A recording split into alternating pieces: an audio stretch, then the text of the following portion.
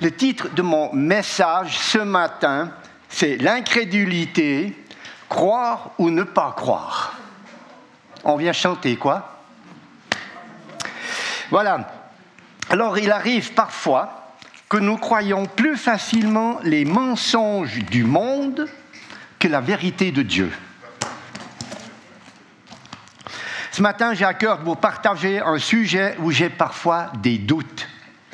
Par exemple, selon ce que j'entends au sujet des miracles qui se passent où je n'y suis pas, j'ai des fois de la peine à croire. Voire dans certains cas, ça m'arrive de ne pas croire du tout. C'est incroyable d'entendre ce qui se passe dans des pays lointains et rien chez nous. Et pourtant, j'en ai vu des miracles dans notre famille, avec notre fils. Quelques petits exemples. Plus de 3 hépatites graves guéries grâce à Dieu qui a exaucé nos prières.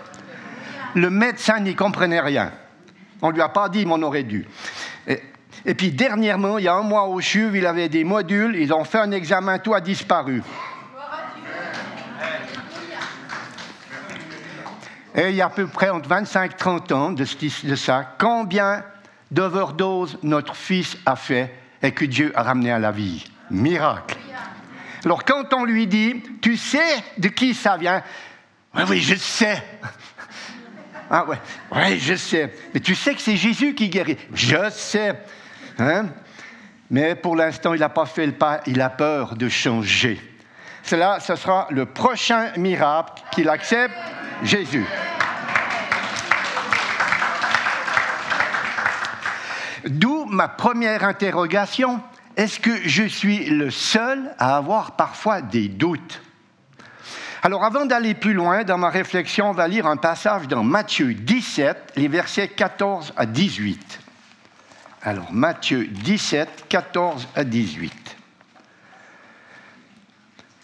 Lorsqu'il fut arrivé près de la foule, un homme vint se jeter à genoux devant Jésus et dit, « Seigneur, aie pitié de mon fils qui est lunatique et qui souffre cruellement.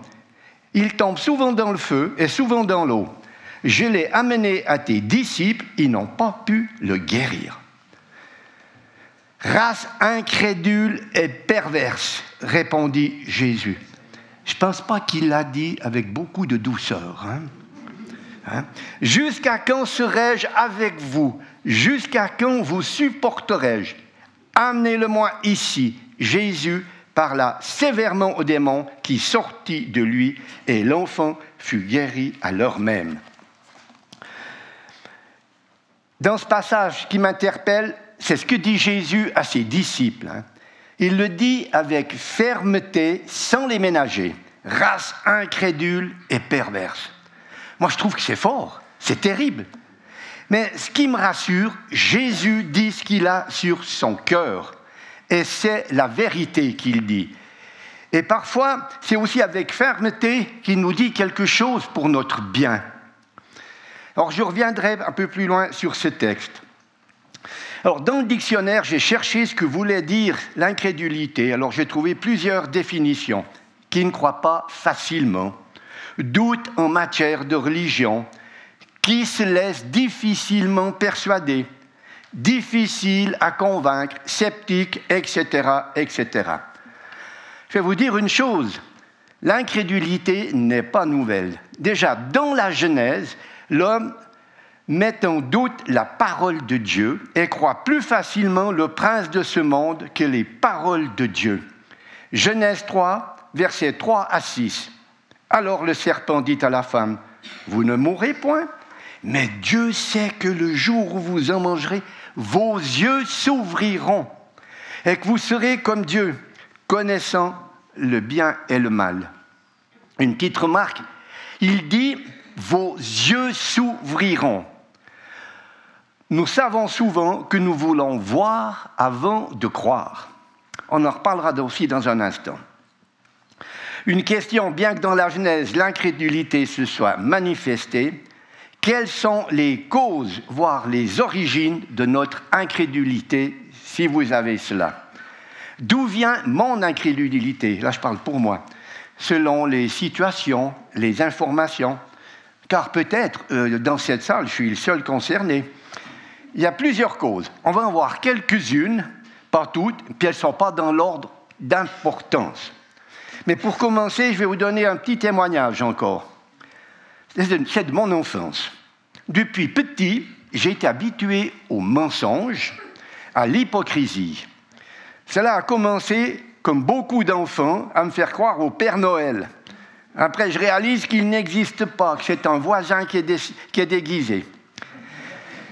Mes parents jouent la comédie au niveau de l'amour du couple. Pour peu, c'est terrible ce que je dis, mais c'est la vérité, qu'ils se soient aimés. Et c'est le divorce après 6-7 ans de mariage de mes parents. Ensuite, on me dit, départ pour l'orphelinat pour quelques jours, on viendra te rechercher dans quelques jours. Ça dure à peu près 6 ans, ça fait 2000 jours, c'est quelques jours. Adulte, je découvre par hasard que j'avais un demi-frère. Et quand je l'ai appris, il venait de décéder. Et dans l'appartement où on habitait, il y avait la photo d'une dame, comme disait, c'est la tante Adèle. Alors, en réalité, je ne savais pas, ce n'était pas la tante Adèle, et je n'ai jamais su, parce qu'il y avait des secrets de famille, si c'était la première ou deuxième femme de mon père. Alors, mensonge, secret de famille, petite programmation dans ma tête pour me rendre un peu incrédule. Mais voilà, une couche de fond était posée à tout ça. Mais aujourd'hui, je vous rassure, aujourd'hui, je ne suis pas incrédule pour la parole de Dieu et toutes ses promesses. Une chose qui alimente notre incrédulité, c'est notre façon parfois de communiquer. Vous avez peut-être déjà vécu cette situation. Je donne un exemple. D'un coup, il y a un copain qui arrive vers moi et il me dit « Oh Marc, écoute-moi vite !» Il est tout excité. « Je vais te raconter ce qui m'est arrivé, tu ne vas pas me croire. » Alors d'entrée, il cadre posé, il ne fait pas le croire. Hein? Alors il me raconte son histoire. Puis quand il a fini, je lui dis « Mais c'est pas vrai, ça t'est arrivé. Ben, je t'avais dit, tu ne me crois pas. » Alors, moi, j'appelle ça un dialogue d'incrédule, un dialogue de sourds et de vaines discussions. Alors j'arrive dans un point sensible, c'est incrédulité dans certaines églises. Ça peut arriver. Alors si je pense à ma jeunesse, toutes les hérésies, les mensonges du catholicisme que j'ai vécu, le purgatoire, prier les morts, au pensionnat, il y avait des statues, il fallait embrasser les pieds, baiser les pieds des statues, et j'en passe, je ne fais pas la liste, elle est trop longue. Demain, on sera encore là. Et puis, incrédulité aussi dans des églises évangéliques, avec certains prédicateurs avec des dons soi-disant de guérison. Je vous donne un témoignage. À une soirée de guérison, une sœur va devant parce qu'elle avait une jambe plus courte de 2 à 3 cm. Le prédicateur fait quelques prières, dit « C'est bon, t'es guérie ». Elle rentre à la maison. Elle habitait à 800 mètres de l'église. Elle regarde, son pied il manquait toujours les 3 cm. Elle vient vers nous au conseil et 2 anciens lui disent « Mais t'as un manque de foi. T'as un manque de foi. » Puis un autre, mais t'as une mauvaise vue. Alors, je peux vous dire que ça m'a choqué. Et puis, il fallait rien dire, ne pas ébruiter, parce que le prédicateur revenait encore une fois, alors il ne fallait pas... Mais me connaissant, j'ai dû m'attacher sur ma chaise pour ne pas hurler. Voilà. Mais voilà, c'est comme ça. Hein? Donc, je me dis, il y a quand même des choses qui se passent qui peuvent déstabiliser et faire fuir les enfants de Dieu. Alors attention, on va revenir à la Genèse. Depuis la chute, l'humanité est une race incrédule et perverse.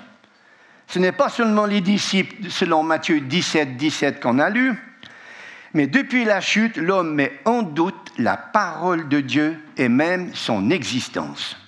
Psaume 53, 2. L'insensé dit en son cœur, il n'y a point de Dieu, ils se sont corrompus, ils ont commis des iniquités abominables, il n'y en a aucun qui fasse le bien. Moi, je croyais que je faisais le bien, ben non, c'est une erreur. Hein. Triste tableau. C'est le début de l'incrédulité de ne pas croire que Dieu existe. Le dernier chant, Vous vous rappelez ce qu'on a chanté? Il faut le graver dans nos cœurs, ce chant. Et puis, il y a un truc bizarre, c'est l'effet Darwin.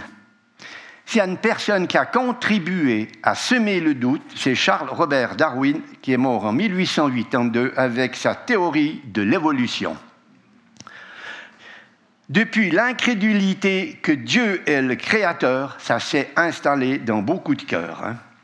Même aujourd'hui, dans nos écoles, on ne peut plus parler du créationnisme. C'est quand même grave, chercher l'erreur. Mais je vais vous rassurer, frères et sœurs. Moi, je vous dis tout de suite, on ne descend pas du singe. Hein? On ne descend pas du singe. Vous voulez des preuves? Ben, je vais vous en donner deux. Hein?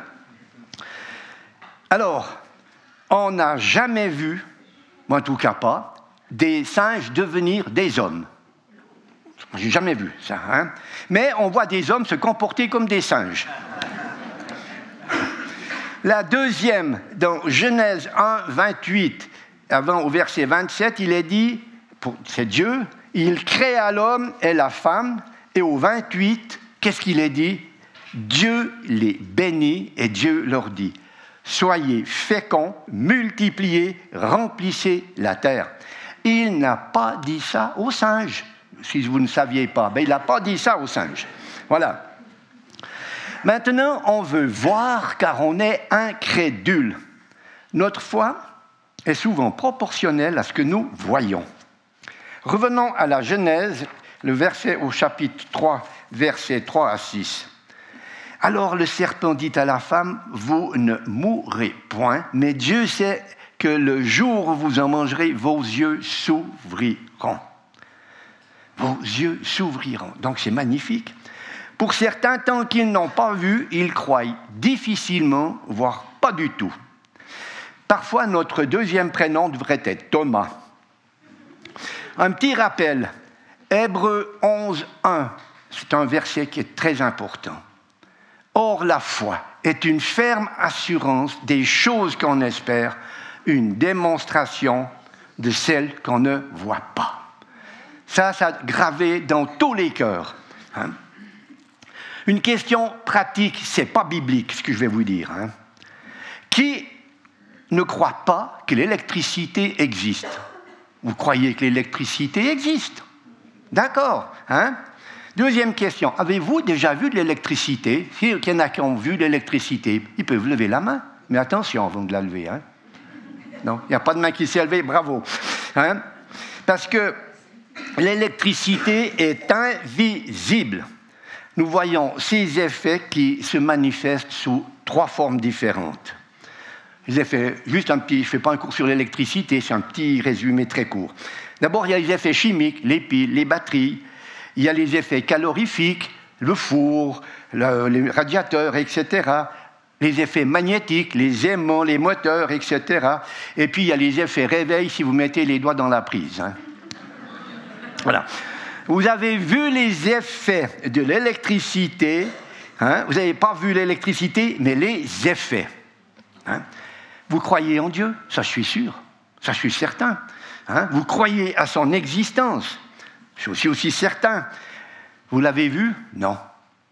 Personne n'a jamais vu Dieu, mais Jésus, son Fils, nous l'a fait connaître et nous voyons tous les jours, sans exception, ses effets dans nos vies.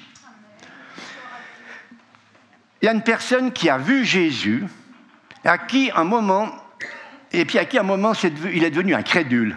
C'est Jean-Baptiste. Quand on lit un passage, hein, on n'y fait pas attention, mais il y a un peu d'incrédulité. Jean-Baptiste, hein, il se trouve en prison. On va lire dans Matthieu 11, les versets 1 à 6. Matthieu 11, 1 à 6. Lorsque Jésus eut achevé de donner ses instructions à ses 12 disciples, il partit de là pour enseigner et prêcher dans les villes du pays. Jean, ayant entendu parler de sa prison des œuvres du Christ, lui fit dire par ses disciples, « Es-tu celui qui doit venir ou devons-nous en attendre un autre ?» Jésus leur répondit, « Allez, rapportez à Jean ce que vous entendez et ce que vous voyez. » les aveugles voient, les boiteux marchent, les lépreux sont purifiés, les sourds entendent, les morts ressuscitent et la bonne nouvelle est annoncée aux pauvres. Heureux celui pour qui je ne suis pas une occasion de chute. Donc voilà, Jean-Baptiste, il reçoit la réponse qui était donnée par les disciples. Alors, attendez, il faut que je me retrouve dans mes petits papiers, voilà. Puis c'est quand même incroyable. Jean-Baptiste a vu Jésus, il a parlé avec, il l'a baptisé, et puis il pose cette question. Alors on peut dire, c'est une forme d'incrédulité. Alors j'ai deux hypothèses. La première, il est comme le peuple qui attendait le Messie pour être libéré de l'esclavage des Romains. Et puis le peuple était déçu, peut-être c'était ça. Je ne peux pas l'affirmer, mais c'est peut-être ça. Puis la deuxième hypothèse, c'est qu'il se dit, c'est incroyable, avec tout ce que j'ai fait pour Jésus. Moi, je suis en prison, puis ses disciples sont dehors. Et il peut avoir une certaine peut-être frustration, je ne sais pas.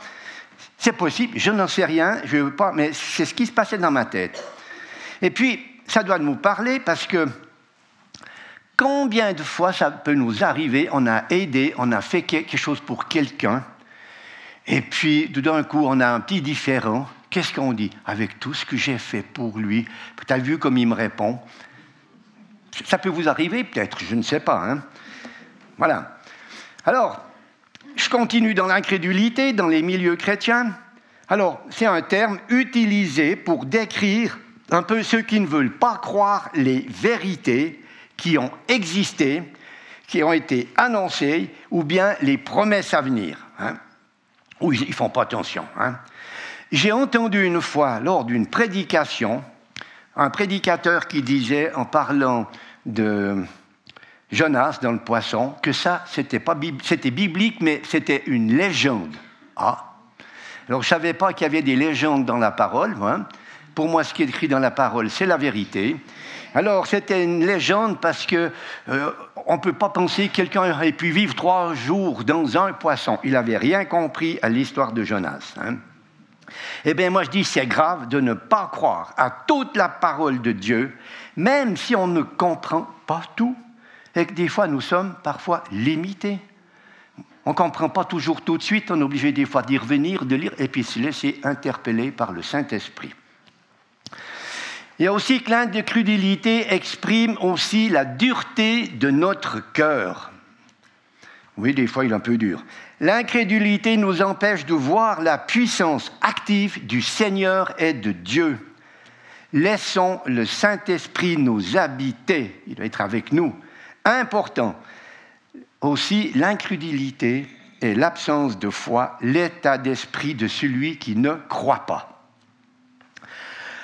On entend ces remarques. « je ne crois pas que Dieu va répondre à ma prière. » Je doute et je deviens incrédule. Je veux voir et tout de suite. Tu ne crois pas que Dieu va répondre, alors pourquoi tu pries si tu n'y crois pas? Je vais vous dire, avec Suzy, nous prions tous les jours pour nos 2 enfants et ceci depuis des années. Nous croyons et nous avons la certitude que Dieu va répondre. Nous avons cette certitude. Quand j'aimerais bien que ça soit aujourd'hui, mais ce n'est pas moi qui décide. C'est quand lui connaît la date, il répondra. Nous avons la ferme assurance des choses qu'on espère. C'est la foi. Il m'arrive de penser que je vais commander le veau gras. J'ai dit ça à Suzy, un jour, elle m'a dit « j'aime pas le veau ». Alors moi, j'ai pensé j'achèterai un bison, c'est tellement bon. Mais on invitera du monde parce que vous serez invités. Puis il y aura une grande fête, comme le père du fils prodigue. Voilà. Alors, elle vient de où, cette incrédulité? Elle peut aussi provenir de la négligence de notre vie chrétienne.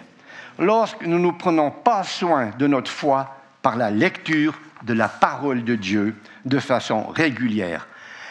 Alors, nous laissons une porte d'entrée ouverte à l'incrédulité. Nous laissons une porte ouverte à Satan pour venir nous souffler ces paroles de mensonges, de doutes, de découragement et d'incertitude. Et puis il nous dit, il est où ton Dieu? Il est où ton Dieu? Hein, tu vois, il ne se passe rien, il est où ton Dieu? Non, non, non, attention, attention. Les non-réponses aussi, les désillusions à nos demandes peuvent nous amener à l'incrédulité. Vous avez peut-être entendu cette expression, voire la penser ou la dire. Ça fait des années que je prie pour lui, pour elle, pour sa guérison, pour sa conversion. Je n'y crois plus. Dieu n'a pas répondu, Dieu ne m'écoute pas.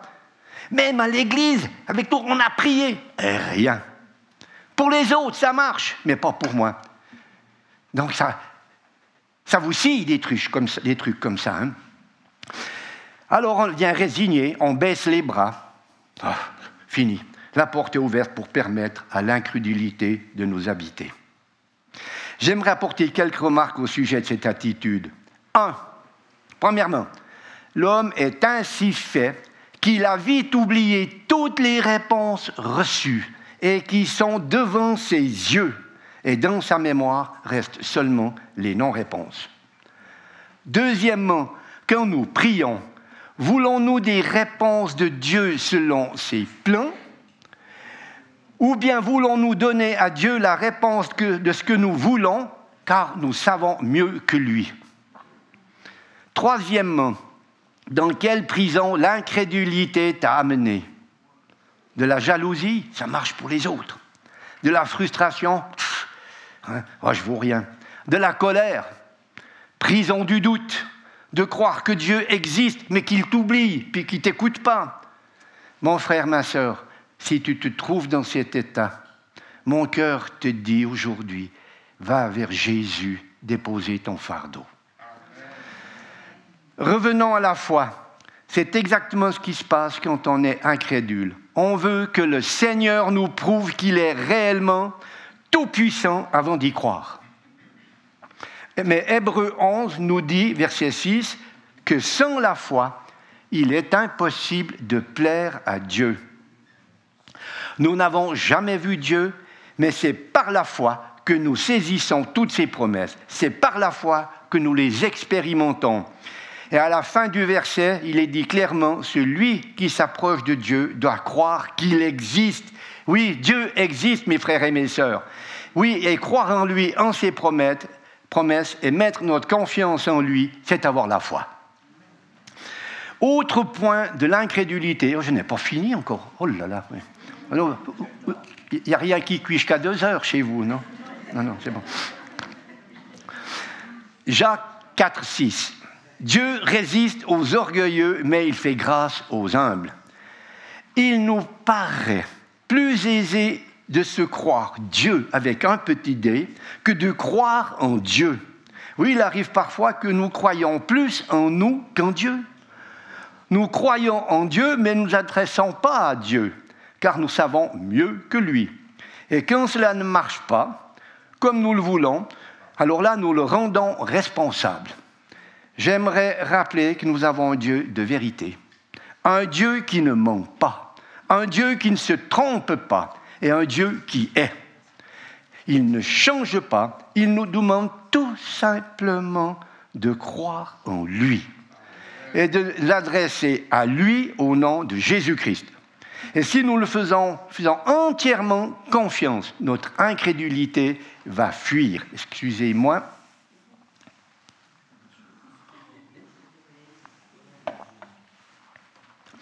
La parole de Dieu est claire. Si nous croyons, nous verrons la gloire du Seigneur. Ce n'est pas le contraire qui nous est demandé. Oh non, ça serait trop facile, à mon avis, si on devait voir ce que Dieu nous promet avant de croire. Alors là, il ne s'agirait plus de foi. Maintenant, dans Marc, c'est la suite de l'histoire où les disciples sont fait retendre les bretelles. Et Jésus dialogue avec le père de l'enfant. On va lire dans Marc 9, les versets 21 à 24. Alors, Marc 9, 21 à 24. Alors, Jésus demanda au père, « Combien y a-t-il de temps que cela lui arrive ?» « Depuis son enfance, répondit-il. Et souvent, l'Esprit l'a jeté dans le feu et dans l'eau pour le faire périr. Mais si tu peux faire quelque chose, viens à mon secours et aie compassion de nous. Voilà ce que le Père dit à Jésus. Jésus lui dit, si tu peux, tout est possible à celui qui croit. Aussitôt, le père de l'enfant s'écria, je crois. Viens au secours de mon incrédulité.